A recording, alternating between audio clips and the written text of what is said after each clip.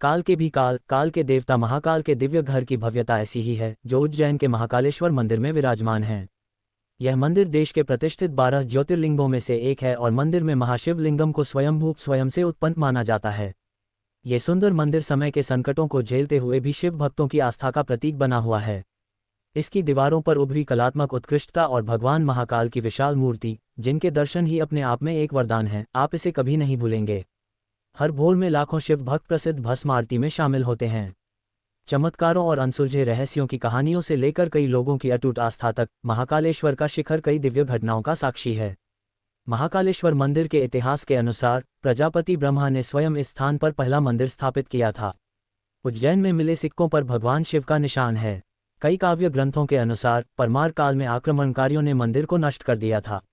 बाद में उदयादित्य और नरवर्मन ने इसका पुनर्निर्माण किया। प्राचीन ग्रंथ स्थलपुराण के अनुसार राजा चंद्रसेन शिव के भक्त थे। श्रीखर नामक एक युवा लड़के ने भगवान से उनकी प्रार्थना सुनी और उनके साथ शामिल होना चाहता था। हालांकि लोगों ने उसे ऐसा करने नहीं दिया और उसे शहर से बाहर भेज दिया। श्रीखर ने प्रतिद्वंद्वी राजाओं रिपुदमन और सिंहादित्य की राक्षस राजा दूषण की मदद से शहर पर हमला करने की योजना सुनी। इसके अलावा दूषण को ब्रह्मा से अदृश्य होने का वरदान प्राप्त था।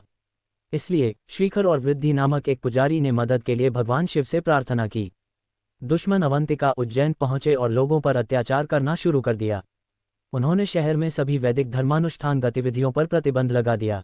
लोगों ने मदद के लिए भगवान शिव से प्रार्थना करना शुरू कर दिया। भक्तों का ये भी मानना है कि जब दूषण ने अवंतिका पर आक्रमण करना शुरू किया तो पार्वती की मूर्ति के पास की जमीन फट गई और भगवान शिव उसमें से महाकाल के रूप में निकले। उन्होंने एक ही घुरघुराहट से राक्षसों को भस्म कर दिया। अवंतिका के लोगों के अनुरोध का पालन करते हुए भगवान शिव ने अवंतिका के मुख्य देवता के रूप में वहीं रहने का फैसला किया।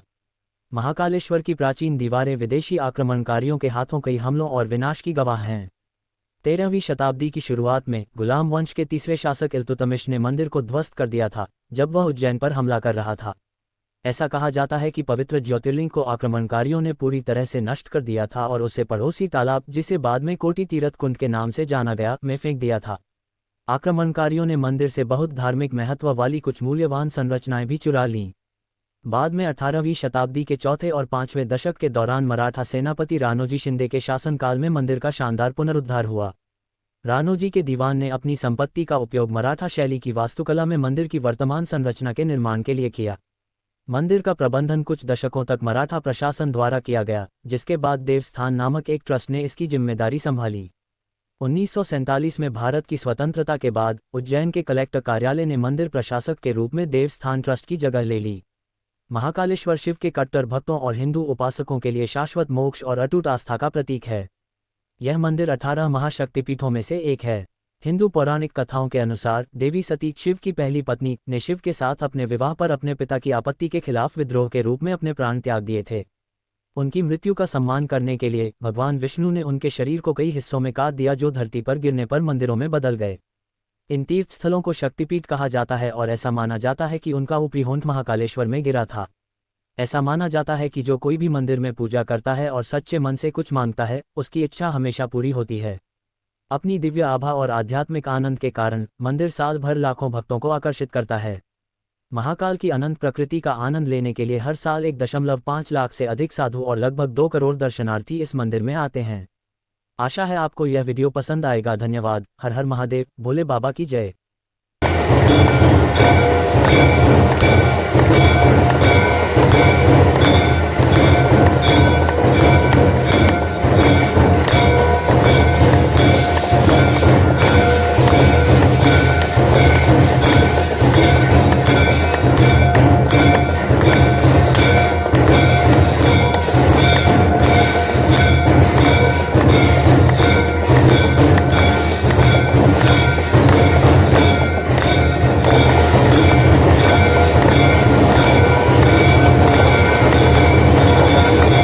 महाकाल परिसर में प्रथम पूज्य प्राचीन विघ्नहर्ता गणपति गणेश का भी मंदिर है।